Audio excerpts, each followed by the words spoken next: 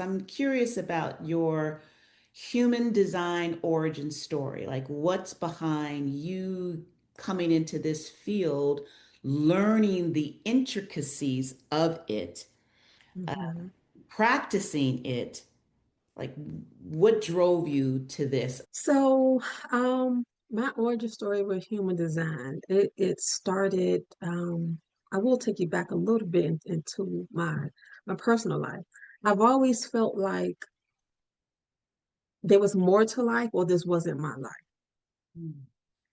And just a quick story. When I was growing up, the Cosby Show was new on the air, and we would watch it every Thursday, 8 o'clock on NBC.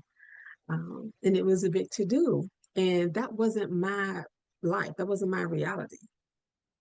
And I'm like, hmm, okay, God, like, why is that their reality and not my reality? Knowing it was a TV show, but still the possibility, right? This is someone's close to someone's reality that someone's able to write it or produce it. So they had to pull it from somewhere. And I'm like, wow, so people are living like this. And this specifically Black people. And so this wasn't in my immediate purview. Mm. And so I'm like, okay, there's a whole nother world out there, there's a whole nother life out there. And I'm from Hampton, Virginia. So not knowing you could be too close for comfort. So growing up right outside the gates of Hampton University, still um, I didn't have any type of legacy to higher education, Black excellence. I'm first generation college graduate.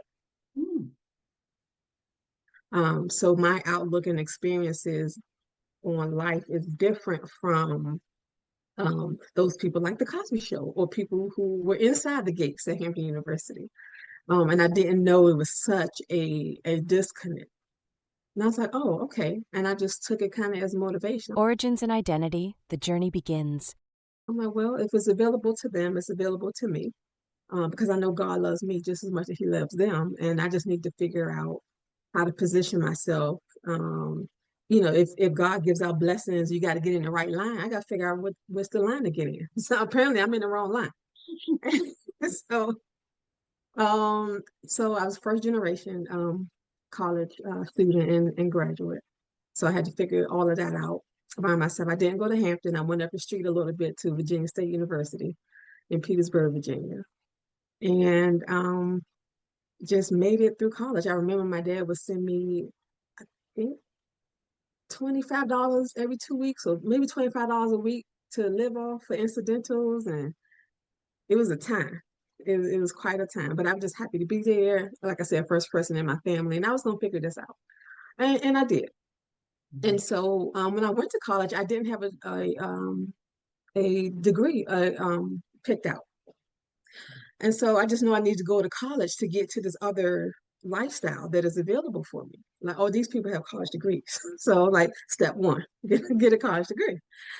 And so I went there, I didn't have a major, and everything kept giving me signs about psychology or social work. And I'm like, because people will come tell me their problems and they would expect me to listen to them or look at their life and tell them what the next steps to take.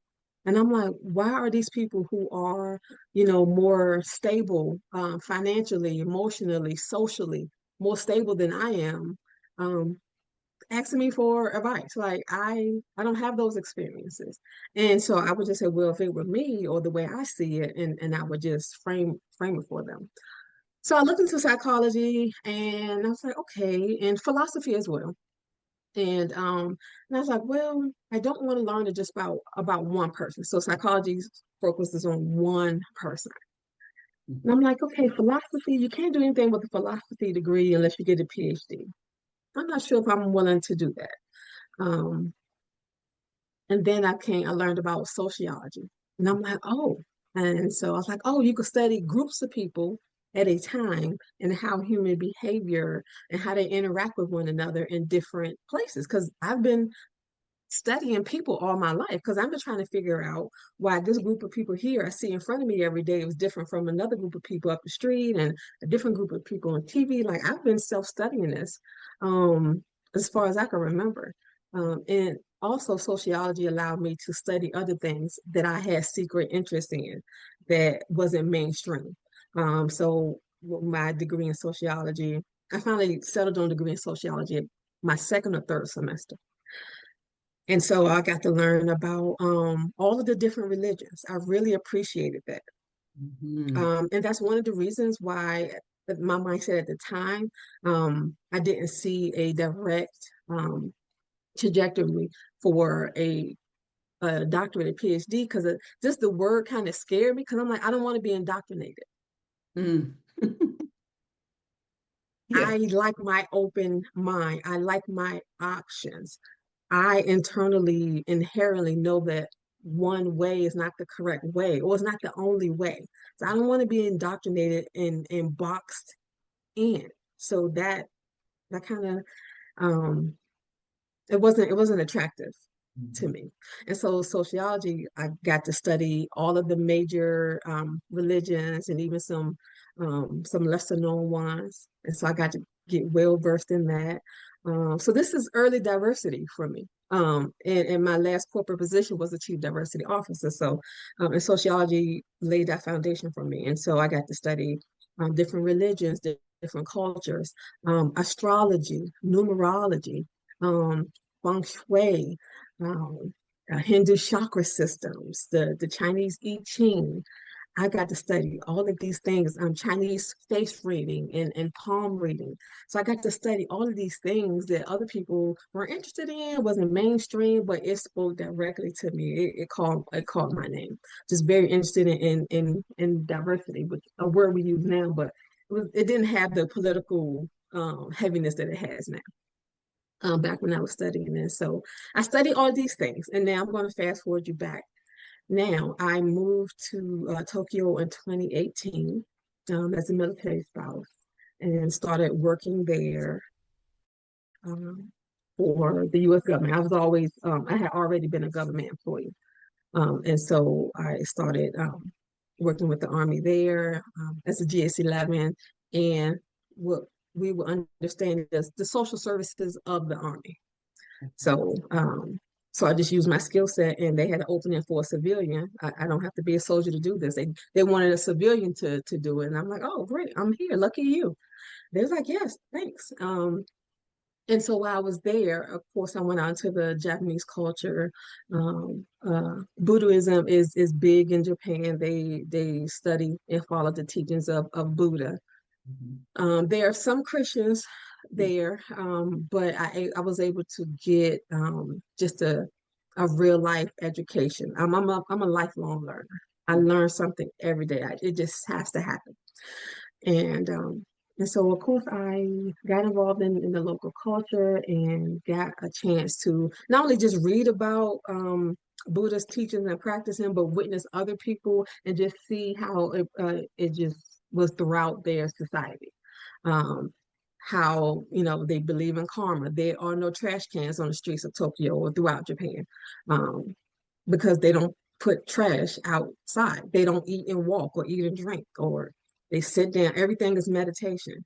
Mm. Um, so there's no trash cans, but it's completely clean. There's no gum on the sidewalks. There's no gum on the sidewalks.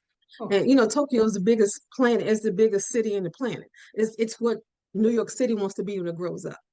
And it's no crime, no gum on the sidewalk, no dirty subways, and so all of that is because even though it's different religions, Buddha is not a religion, it's a philosophy. So you can apply it over your religions if you have one. But it's because they agree with nature, they work with nature instead of trying to conquer it. Mm. And so what human design does, how this gets me to human design, I came across it while I was over there. And while I was over there, COVID-19 happened. Mhm. So everyone got a chance to sit still. So I took the opportunity to sit still. I came across human design. I was immediately drawn to it because it was a culmination of many of the philosophies that I had already been studying. Wait a minute. Um, How did you actually come across human design? Did you see a pamphlet? Did you see a book, a TV commercial? Like what? How did it appear in your life? I remember I was at the U.S. Embassy um, in Tokyo. I believe one time during lunch, some people were talking about it. When you saw the two words put together, do you remember being immediately drawn to those two words being put together? Or was it when you realized what it really was, you're like, yes? Were you initially just attracted to human design? That is, yeah, there is initial attraction. Putting those two words together is like, whoa, what does this mean exactly? And so my undergrad is in sociology, but my master's degree is in business administration. It's concentration in human resources. So I'm interested in humans in any capacity, at work, at home, wherever. And so human design, I'm like, hmm. And so I looked into it more, and then I saw that it was a culmination of ancient wisdom, quantum physics, and general spirituality, not specific to a religion.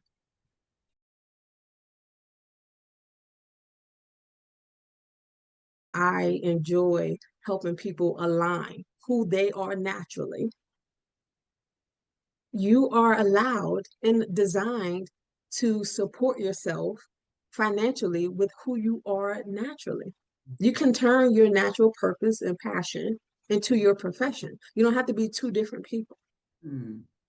because Yeah. that drains you. And so I did that for myself, that transformation. It's like, oh, I could stop trying to be such and such or follow their path or do what American society tells you to do. Go to college, get a job, climb up the ladder, retire. Okay, that works for some people, but the world is changing.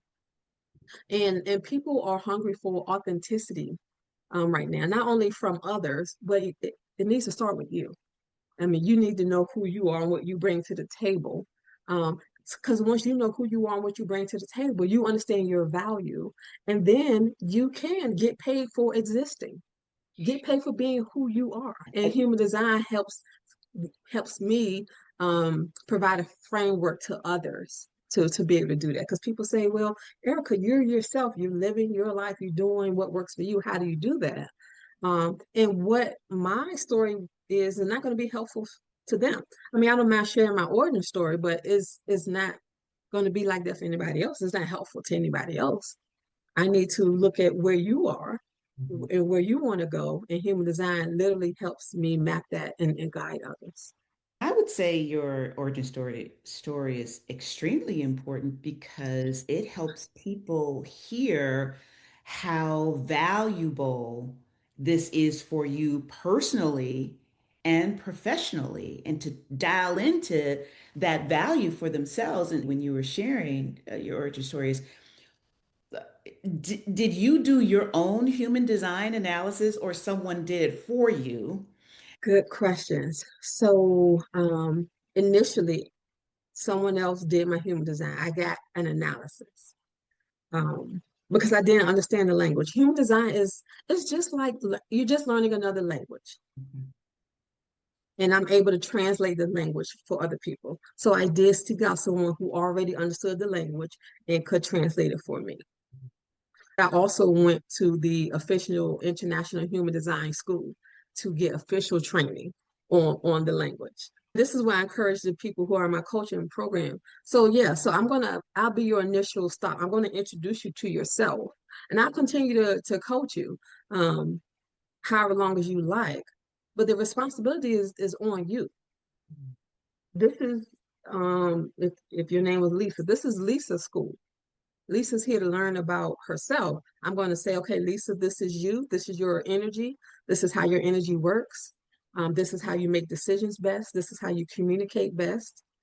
Um, Now go be great. And Lisa said, well, I need help being great. Okay, well, we'll come back for coaching.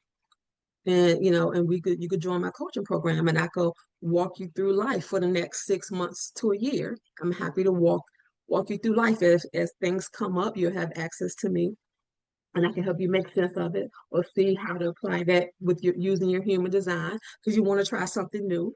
What was the difference in your life before learning your human design and after learning your human design? What's the difference that it made for you? Freedom, freedom. What does that mean? I am free from the expectations of others. Mhm. I am free to forgive myself for not knowing what I didn't know. Yeah, And like Dr. Maya Angelou said, when you know better, you do better. we hope. And I am free because I know better. I know better now. I've always had a personal standard of excellence. And with human design, I know how to meet that now. So just freedom. It gives me more compassion and empathy. I am constantly aware that everyone has their own design. God made everyone individually, fearfully and wonderfully made. I I can see that in your design. Everyone has an assignment. And once you understand yourself, you can understand your assignment and you will just feel better about life in general. You will understand I have a purpose, a reason for being here. Now, I don't mean what my question that I'm about to ask you is not intended to simplify human design because I know that there are some complex aspects to it, right? Yeah. Yet you can know your human design by just giving you three pieces of information, right? The birth date, the place of birth, the time of birth. I think of those are three main pieces of important data that then go into the human design machine. And then there is this whole analysis that follows it, obviously. But Right. what goes in, the input is those three pieces. And then all of these other elements come to work to help one understand or know their design, but then understand through your analysis, obviously. But so my question is, were you surprised that those three pieces were the only necessary input for the internal workings to do their thing, and then for you to be able to have your experience and the skill and the learning to review and analyze and give people a breakthrough Yes. of who they really are. I mean, we go through this life.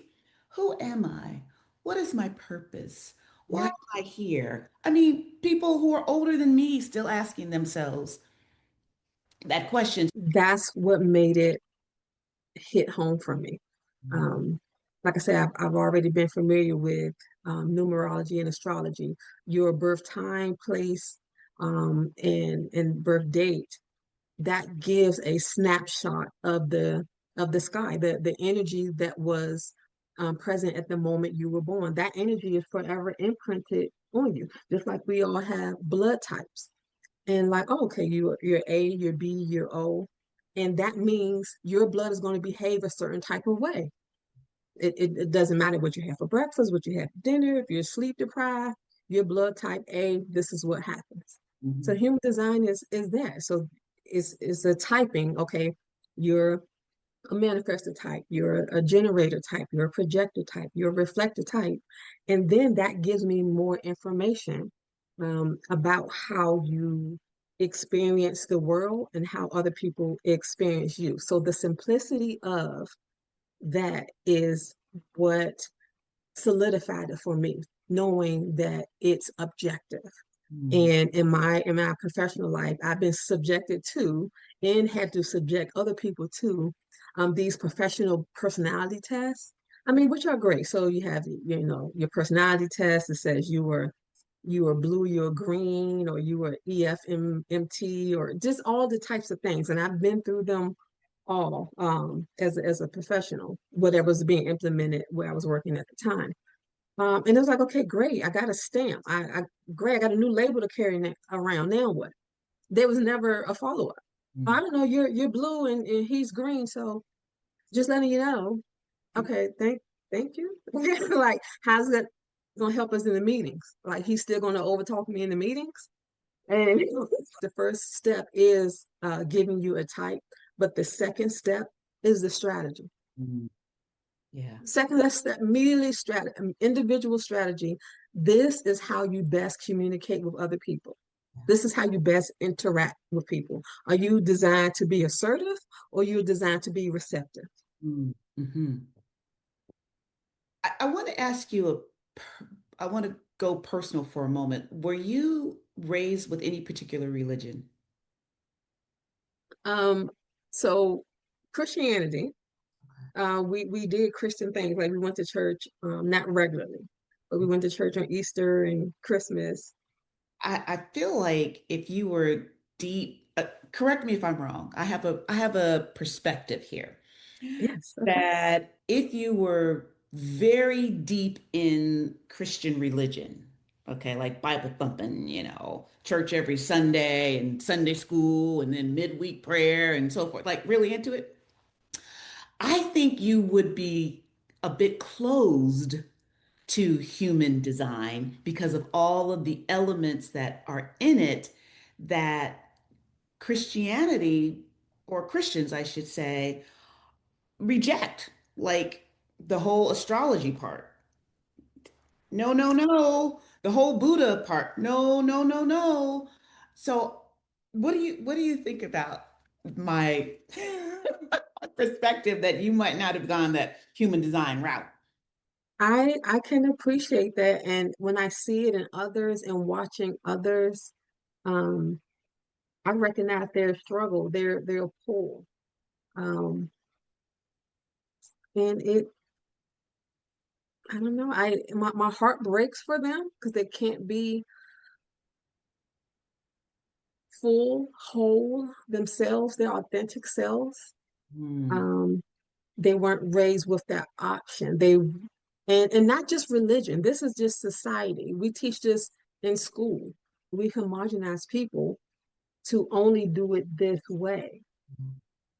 And we train people not to trust the good sense that God gave them. The human design is literally saying God gave you everything you need inside of you. Use it. That's what human design says. Now it doesn't specifically say God because it's not um pulling from or speaking to a specific religious group. And so once they understand that it is not a replacement, if you need religion to help you on your journey, do that, whatever works for you. Let me, before I ask you a few other questions, and again, this is a little bit more on the personal side, so indulge me. What is a mistake that you made pre-human design that if you had known your human design, you may not have made that mistake? I would try to keep up, fit in, which means denying how I felt about it. Yeah, you use the word post-human design freedom, which suggests pre-human design. Mm, yes. Oh, And there are a multitude of mistakes we make when we are in bondage, right? That could be mm, choosing the wrong mate, to choosing the wrong career, to choosing the wrong neighborhood, to, you name it. all of that. Yes. So I love that term, freedom. Freedom to be who you were designed to be. And I think about how many times I've heard women say how much they're suffering from imposter syndrome. Cured me. It cured me. I mean, once Mm, you know your human design, the way you were created, then you are free from imposter syndrome. yes, I immediately gave myself permission to Yes. be who I am. I am enough. Human design gives you permission. You can truly see, believe, feel, experience that you are enough. You were made perfectly. You have a mission, you have a purpose. And if there's any uh, friction or resistance going on in your life, that's a sign you're not in the right environment. You are engaged with the wrong person, place, or thing. It Ooh, does not align with your design. that person, place, or thing doesn't have to be bad. You don't have to make them wrong. You don't have to make them bad. They're just not for you Yeah. or for you at this time in your life, or they were for you. That season has come to a conclusion. Y'all did your job, helped each other along your journey, and now you can go on. There are other people, places, and things that you need to meet along your journey. Yeah. I love the way you frame that. You are enough. And if that is not the perpetual struggle that I am not enough in this Western society, I Yeah. don't know what is. It's really two sides of the coin. One side is I am not enough, and the other side is I don't matter. And it Mhm. sounds like human design disagrees with that and shows you how the opposite is true. You are enough and you matter. Not only are you enough, let me show you your superpowers. Yeah. Let me show you what you are here to be of service to all mankind, or how you're here to serve God's children. However you want to express it. Human design is inviting Mhm. you Yeah. to experiment Yeah. with trusting the good sense. And I just don't mean mental sense, I mean sense, all of your senses, Mhm. all of, all of your senses. Trust the good sense that God gave you. Use it. You lack nothing. Use what God gave you. And matter of fact, I could show you. Let me print it out for you. This is what God gave you. This is how you're designed to thrive. My mission, my assignment is to help human beings remember that that word is two words. You're human and you're a being. Yeah. You're not a human doing. You're Yes. human Yes. being, which means you have a mind, body, and spirit, and you're allowed to use all of that. You're allowed to use it all to thrive and live your best life. So I want to wrap up this conversation by asking you to complete a sentence. Okay. If everyone knew their human design,